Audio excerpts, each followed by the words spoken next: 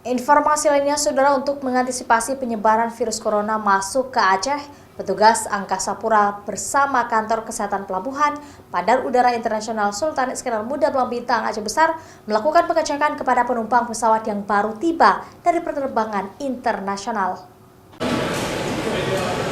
Pengawasan penumpang dari luar negeri di Bandara Sultan Iskandar Muda Belang Bintang Aceh Besar ditingkatkan untuk mencegah virus corona masuk. Suhu tubuh penumpang diperiksa dengan alat thermoscanner yang rata-rata merupakan penumpang dari Malaysia menuju Aceh. Setelah adanya virus corona, pihaknya lebih meningkatkan koordinasi dengan KKP. Nantinya akan ada SOP yang dilakukan untuk mendeteksi penumpang dengan suhu tubuh di atas 38 derajat. Monitoring oleh petugas KKP bandara hingga saat ini terus dilakukan dan belum ada penumpang yang terinfeksi virus corona.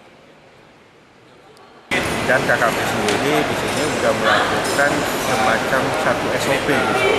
Seandainya nanti ada penumpang yang dicurigai mungkin dari monitoring dari peralatan thermoscanner, intinya di sini kan suhu tubuh itu di atas 38. Tentunya nanti dijelaskan sama pihak KKP tindakannya gimana, SOP yang dilakukan.